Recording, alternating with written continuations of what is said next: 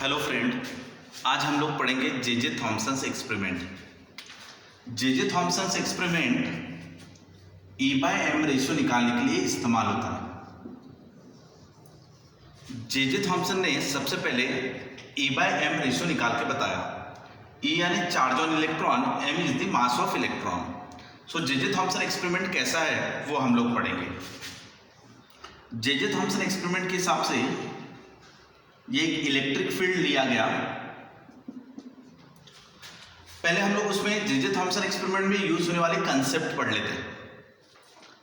अगर कोई charge particle या इलेक्ट्रॉन जब आप इलेक्ट्रिक फील्ड में भेजते हो, तो जैसे ये इलेक्ट्रॉन है, जैसे इलेक्ट्रॉन को आपने इलेक्ट्रिक फील्ड में भेजा, सो ये ऊपर वाला प्लेट क्या है अपना पॉजिटिव प्लेट, नीचे वाला प्लेट क्या है अपना नेगेटिव प्लेट। सो इलेक्ट्रिक फील्ड प्रोड्यूस होगा यहाँ पे प्लस टू माइनस, तो ये इलेक्ट्रिक फील्ड प्रोड्यूस हुआ।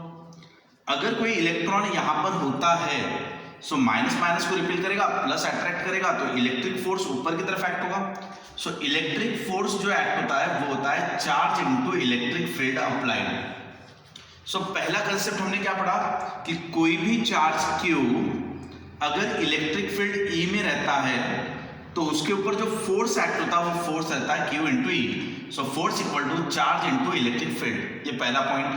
अब पॉइंट नंबर 2,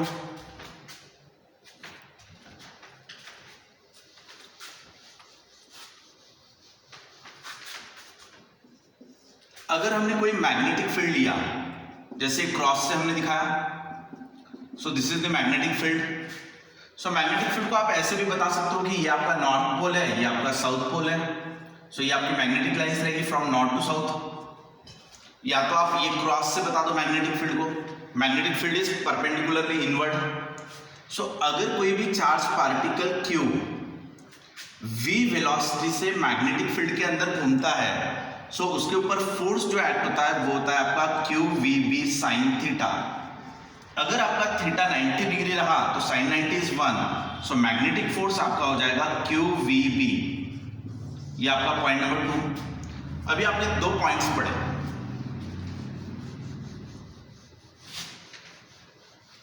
एक बार अच्छे से देख लो बेटा। पहला पॉइंट क्या था हमारा कि अगर हमने ये पॉजिटिव प्लेट लिया और ये हमने नेगेटिव प्लेट लिया, सो यहाँ पे क्या प्रोड्यूस हो जाएगा इलेक्ट्रिक फील्ड। सो इलेक्ट्रिक फील्ड इंटेंसिटी को रिप्रेजेंट करोगे E से।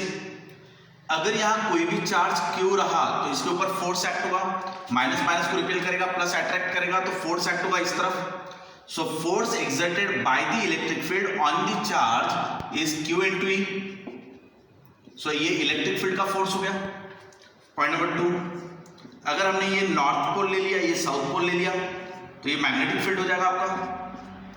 सो अगर मैग्नेटिक फील्ड में कोई भी चार्ज Q v के वेलोसिटी से परपेंडिकुलरली जा रहा है, Q charge moving with velocity v in a magnetic field B, then magnetic force acting on the charge is QVB because sin theta is 1. सो ये हो गया इलेक्ट्रिक फील्ड का force, ये हो गया मैग्नेटिक फील्ड का फोर्स। नाउ अगर बेटा हमने at a time electric field और मैग्नेटिक फील्ड दोनों एट ए टाइम अप्लाई किया और यहां पे एक चार्ज Q ले लिया जो V के वेलोसिटी से जा रहा है। अब ये जब चार्ज पार्टिकल यहां पर आएगा तो इसको ऊपर की तरफ खींचेगा इलेक्ट्रिक फील्ड। सो ये ऊपर की तरफ खींचा जाएगा ड्यू टू इलेक्ट्रिक फील्ड, और ड्यू टू मैग्नेटिक फील्ड वो नीचे की तरफ खींचा जाएगा। सो मैग्नेटिक फील्ड का फोर्स आपको फ्लेमिंग लेफ्ट हैंड रूल से मिलता है। ये हो गया आपका इलेक्ट्रिक फील्ड, ये करंट, तो ये फोर्स। सो ये वाला charge due to electric field ऊपर की तरफ खींचा जाएगा, लेकिन ड्यू टू मैग्नेटिक फील्ड इसके ऊपर फोर्स एक्ट होगा नीचे की तरफ। अगर अकेला इलेक्ट्रिक फील्ड है तो ये ऊपर की तरफ जाएगा, that is force acting on the charge by the electric field. और अगर अकेला मैग्नेटिक फील्ड रहा तो मैग्नेटिक फील्ड का फोर्स नीचे की तरफ एक्ट होगा, force by the magnetic field. Electric field का फोर्स क्या है Q into E, magnetic force क्या है आपका QVB। अब इलेक्ट्रिक फील्ड की वैल्यू और मैग्नेटिक फील्ड की वैल्यू को आप ऐसा एडजस्ट करो कि चार्ज पार्टिकल आपका स्ट्रेट लाइन में चला जाए। अगर आपका चार्ज पार्टिकल सीधा जा रहा है तो इसका मतलब क्या हुआ, electric force is balanced by the magnetic force. So आपका इलेक्ट्रिक फोर्स कितना था, Q into E, magnetic force क्या था, Q v B, so Q Q get cancel, तो वेलोसिटी इक्वल टू क्या मिलेगा, E बाई बी। तो इस तरीके से आप वेलोसिटी ऑफ चार्ज पार्टिकल निकाल सकते हो। तो यानी जो चार्ज पार्टिकल आपका जा रहा है वो कितने वेलोसिटी से जा रहा है, वो वेलोसिटी आपको इस फॉर्मूले से मिल जाएगी। इलेक्ट्रिक फील्ड जो अप्लाई कर रहे हो वो आपने ही अप्लाई किया, मैग्नेटिक फील्ड भी आप ही अप्लाई कर रहे हो। सो इलेक्ट्रिक फील्ड और magnetic field is known to you, और आपने ये कंडीशन लिया कि वो स्ट्रेट लाइन में जाना चाहिए, तो आपका वेलोसिटी यहां से मिल जाएगा चार्ज पार्टिकल का, v equal to E by B करके। क्लियर? ये आपका पॉइंट नंबर 3। इसके बाद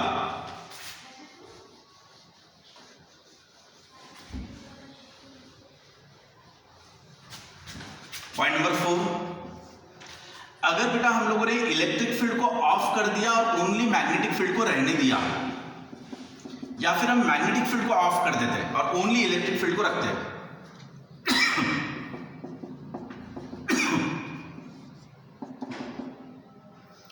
अब ये जो चार्ज पार्टिकल है Q moving with velocity v,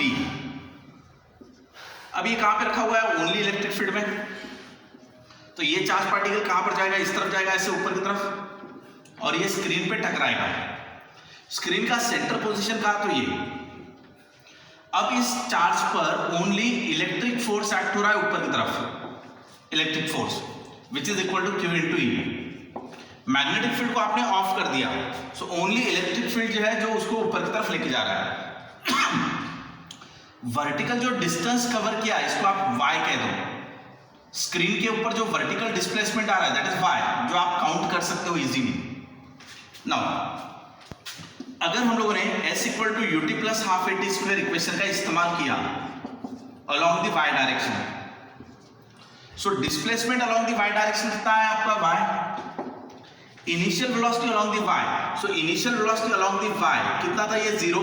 initially particle आपका ऊपर की तरफ नहीं जा रहा है ना, इनिशियली पार्टिकल आपका हॉरिजॉन्टल जा रहा है, सो initial velocity along the y is 0, तो ये आप 0 रख दोगे, 0 प्लस ये half of a t square, half of acceleration यानी क्या, फोर्स अपॉन मास, एक्सेलरेशन यानी force upon mass into t square.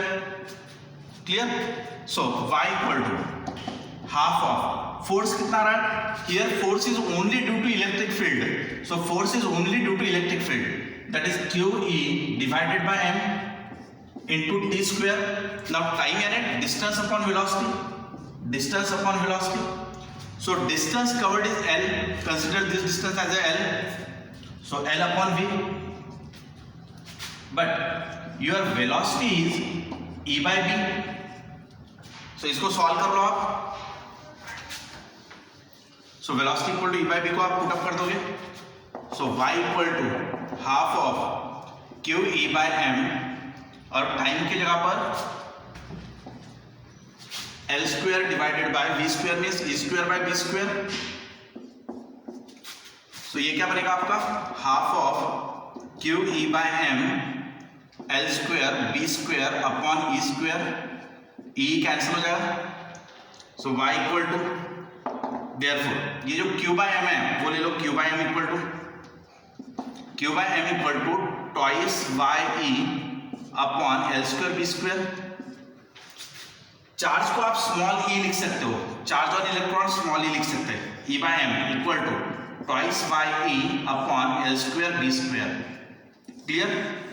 सो इस तरीके से आप E बाय M रेशियो निकालोगे। यहां पर y यानी वर्टिकल डिस्प्लेसमेंट, E यानी electric field applied, B is the magnetic field applied and L is the length और डिस्टेंस ऑफ द इलेक्ट्रॉन।